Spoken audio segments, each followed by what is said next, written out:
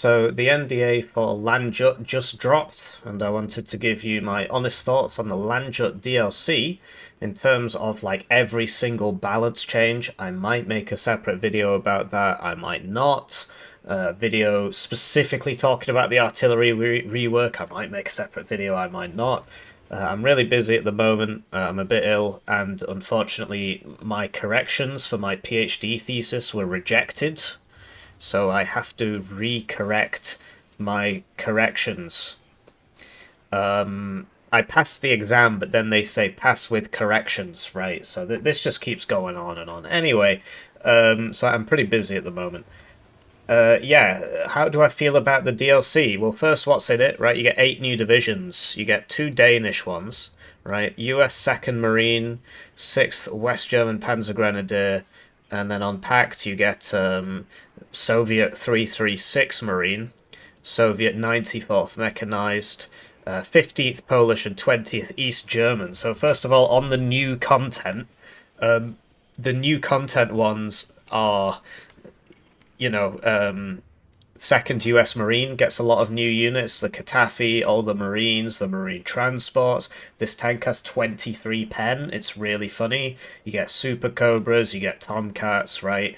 Lavs, like more Lavs, a couple other things, right? Denmark doesn't actually add that much. It adds some new stuff, but it's mainly things you've already seen, but with the Danish flags put on them. But you get like a new AMX-10 RC equivalent. You get, you know, things similar to what's already in the game, and you get all these F-35s, but not that one, right? A bunch of Centurions, another Leopard variant, right? Some new infantry, but there's not actually as much new in these as there is in the American Marine and the Soviet Marine Division, which brings, you know, active protection systems. The Soviets and the Americans both get these massive mobile FOBs. This is actually a hovercraft, so it's the first hovercraft in the game. It has the same off-road as on-road as amphibious speed, I think. Some new strategic bombers down here, and so on. So they're the new content ones, right? And then between them, like 6th West German doesn't really get that much new. It's all very similar to what's already in the game. Like this artillery piece, for example, is just the British one with a German liquor paint on it. Forgot to mention with the Danes, they get Carl Gustavs that fire HE, which is new, and it's also really quite strong. Makes up for the fact that the rest of their infantry isn't that amazing, frankly. And I should point out that if you want to see every single Armoury showcase, every single gameplay from every single division, there'll be links in the description to 16 videos, 8 showing every single unit in the Armoury, and 8 showing all the gameplay. The gameplay ones will be trickling out into public access over the next few days, and you know the members get it early, right? Or you could just wait. So yeah, it doesn't actually add that much new. It does play differently. Because the Leopards are all only 19-25 meters range. You don't get anything higher than that, so you have to play it as a close range div, which is really interesting, actually. From a gameplay perspective, it's actually quite fun. The thing is, it's not meta, because why would you ever play this when you can play 2nd Panzergren or 5th Panzer? Right? What's the advantage this brings over those divisions? And the answer is none. You could argue that the air tab's better because you get tornadoes with 40% ECM, but you don't get a HE one, right? This is just the TKS plane, but in Marine service, it's got a different skin. And this has small bombs, so it's useless. Like, the Tornado IDS is the best bomber in the game, because it's super, super survivable and the reload speed's cheap. Like, this one is really nice, but 2nd Panzer and 5th Panzer both get the Tornado IDS, HE, and Cluster, so it's better than this. And then, like, 2nd gets the Tornadoes and all this. So the div is flavor. The flavor is that your div is worse. You see what I mean? These wheeled Rolands are pretty funny, but they're very similar to the one in 35th US. Sorry, I'm a bit all over the place. These are my honest thoughts, right? It's a bit unscripted. So, yeah, and then you've got 15th Polish, which is, like, just the most unimaginative thing ever. You get the Formosa, they don't have the funny grenade launcher that they get in Red Dragon, so that's a shame. They're just sort of budget SAS. And it's like an air spam div, so I guess I'm supposed to fill all these slots and air spam. You also get the new best plane in the game. Pact isn't allowed to lose the air war. You know, Pact, as you know, invested so much in there. I can't keep going on about this. It's obviously ridiculous, isn't it? NATO invested in their air force, but Pact has all the best planes and the best helicopters and all this. It's very silly. So yeah, it's a functional div. Like, well, in terms of like, is it a good div? Yeah, it's a really good div, and that's the weird thing about this DLC. The best division in this DLC is 94th Soviet. In terms of 1v1 OP-ness, it's this one, because it's like a mix of 56Y infantry with 6Y tanks, and then you get like BMP2s and planes and stuff. You just get a nice air tab. So this is the best division, but it's also the one of the least imaginative, right? It has very few new units. You'll recognize all of these from the other divisions. This is from 56Y. So you get a bunch of these rocket healers, right? 20% ECM and so on. But no heli tab. Well, you don't need one. You can bring, if you want, 30 rocket helos, right? 7 times 4 plus 2 is 30. Quick maths. You get a coffin launcher, right? Looks like that guy of Short Circuit, Johnny Number 5, but that movie, I don't know, if you're below my age, you probably don't know what that is. Just so yeah, and then which one haven't I pointed out? Yeah, 20th East German, another sort of super boring but super meta deck, because you get the coffin launchers from Rugener, right? You get the infantry from whatever, 4th, well, no, from 7th Panzer, basically. You get Spezialaufklärer, which is the crowning achievement of 7th East German, except these guys come in 100km/h transport, so they're just better, right? Because the one 7th get, it's a different truck, but it goes at 90. This goes at 100 as well. So yeah, I don't know if that's like this truck goes at 100. So great, you're getting there faster. So yeah, this div also kind of boring, but also super meta. And you get 4 Mi-24Ds in a single card of recon infantry. So these are recon deployed, good optics Mi-24Ds. If you look at the gameplay videos, if you watch the one where I'm playing 2nd Marine against Integer and he's playing this, it becomes quite clear whose division's better when 4 of these come over the horizon and kill everybody.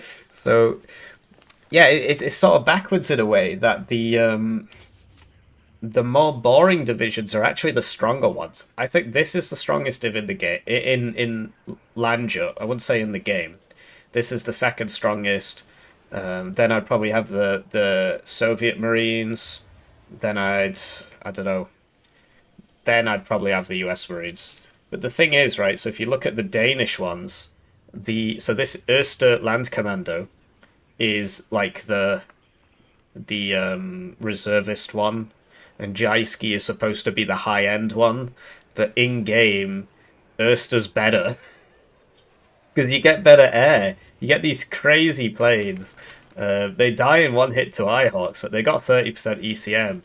The fact that this is only one vet is this is only one availability is very strange to me. But yeah, you get better planes because you get the American F-18s.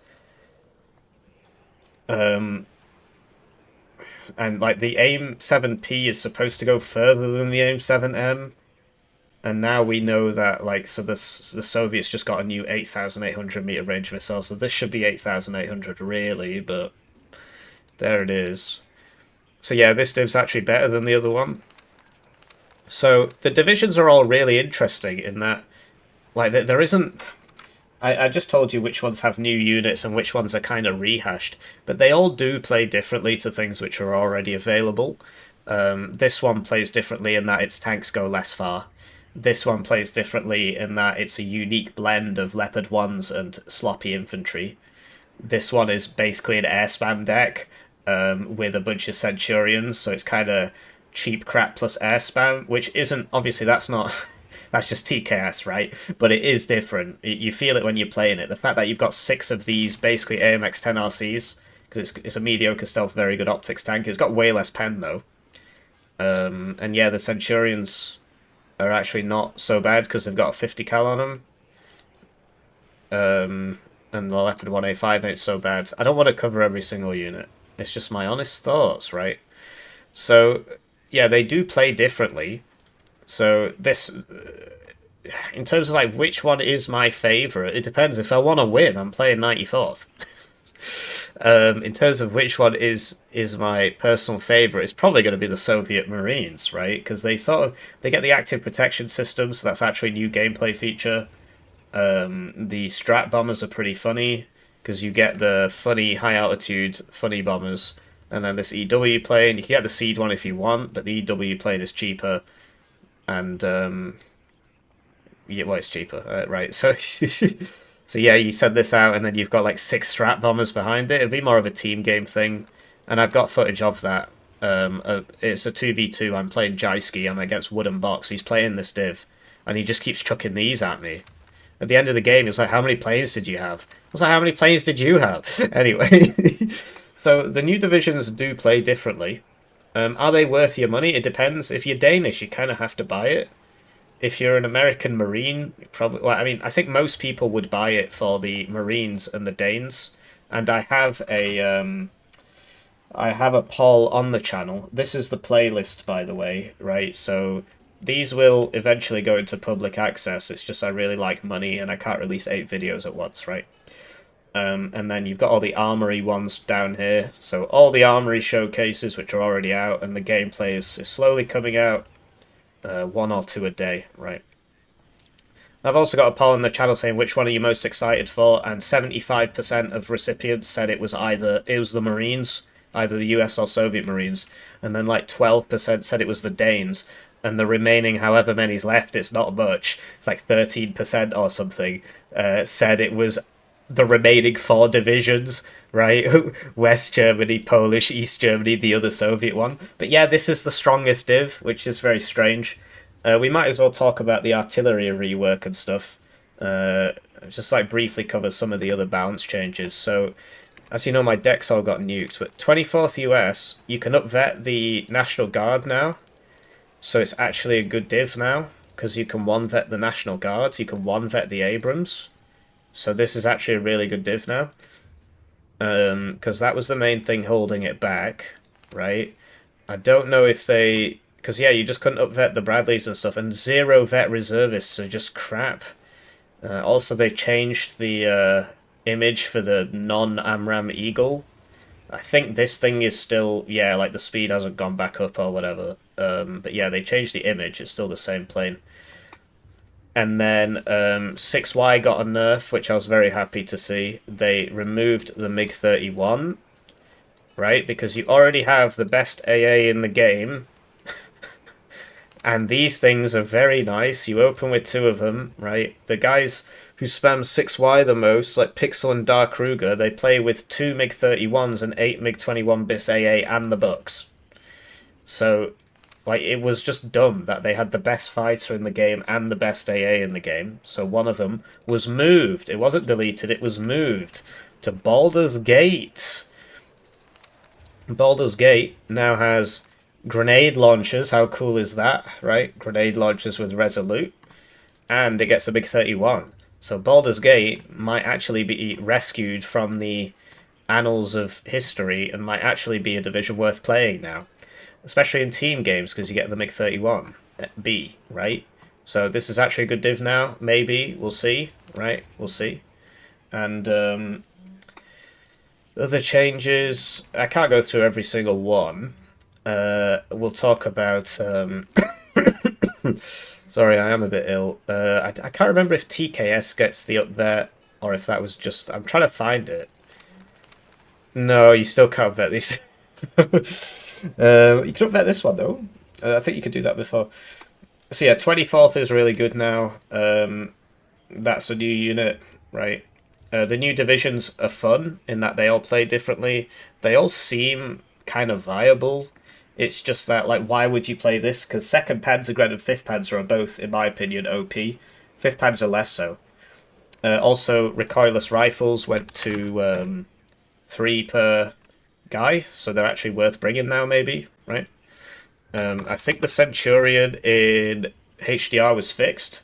So it turns out that this actually has two machine guns there, and then there's another one on the top, and they just weren't modelled. So this is actually a good unit now, so HDR might actually be worth playing. We got to talk about the artillery rework. So if you want to see gameplay of it, watch the games of me versus Integer playing these new decks. But basically, because you'll be looking at the decks, you're like, why is he bringing 105 Toad? So the way the artillery rework works, and I'll have a proper separate video on it if I can be asked. I'm just mauling about this PhD thing. Anyway, artillery now has a setup time and a move time. So you've got your artillery coming along, you unload it, or you try and shoot something, right? And then it will say setting up, and it'll do nothing for like, I don't know, like 10 seconds. I'm not really sure how long it is. And then it'll fire, and then it'll say packing up, and then you can move it, right? Whereas before you would just shoot and move as you felt like it. So what does that mean? The time to set up and pack up is the same for self-propelled and towed, which is obviously dumb, but there it is.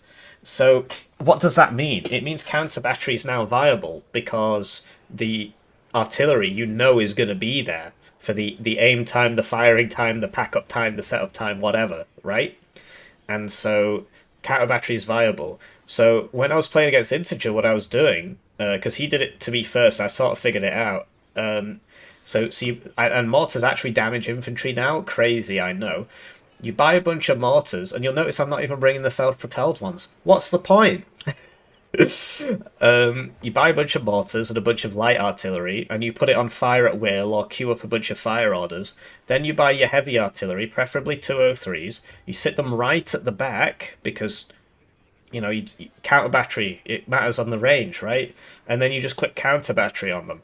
And you'll see that in all the games we played, that sort of thing was happening. Once I figured it out, the first one where I was playing US Marines, I didn't quite clock it. In the second one where I was playing Soviet Marines, I saw what he was doing, and I was like, oh, that's interesting. And then I bought all my mortars, and then I killed his 203s by doing the strategy I'm saying to you. So you get like a screening line of just cheap crap and put it on fire at will, and then you get the 203s at the back and put them on counter battery and just wait for the enemy artillery to try and counter battery you, or just fire anyway, and then it will just kill it. so it's different. I don't know if it's better or worse. It's just different because like the way it was working before this change is that 203s were the undisputed king of the battlefield. And they were invincible, because as long as you were moving them, you were fine. Or somebody sent something around the side, right? And that's what I was doing every game. If I was against somebody with 203mm artillery, I would just send a bunch of crap around the side and try and kill it, because I know that otherwise it's going to shoot me for 40 minutes and there's nothing I can do. So yeah, the artillery rework is different. I don't know if I can say it's better or worse, because what we had before wasn't particularly good. So I think it's better overall, but it has its own kind of problems. This whole like sacrificing artillery to counter battery other artillery, I suppose is probably realistic. That is what happens, right? And it forces you to bring more than just 203s and mortars, although in this case I have brought just 203s and mortars, right? So you'll see it in the game where I played Jaiski as well. It's a 2v2. I get all my mortars out, I put them on fire at will, then I buy the 203s, I put them on counter battery. The mortars are actually dealing damage, crazy, I know. And then Box tries to counter battery me, or Tiberius, I can't tell which one. And then my 203s automatically start twatting his Arty, so it's interesting. So yeah, overall it's a good patch. I mean, honestly, the NDA for the Broken Arrow PTE just dropped, and they're going around calling it Broken Arrow 2.0, and it's like, it's just balance changes. There's 0 new units. Meanwhile, we get 8 new divisions, and the artillery rework, and the balance changes, and nobody cares. So, I don't know, I hope you found this useful, and I'm sorry I can't cover every single balance change right now. We'll see if I have the time in the coming days, and we'll see if I have time to make like a proper vid on the artillery rework with some examples. I hope you have a lovely day. Oh yeah, forgot to shill one last time. Yeah, check the links in the description for more gameplay and the Armoury stuff, right? So you can just see basically everything about Landjut. Have a lovely day.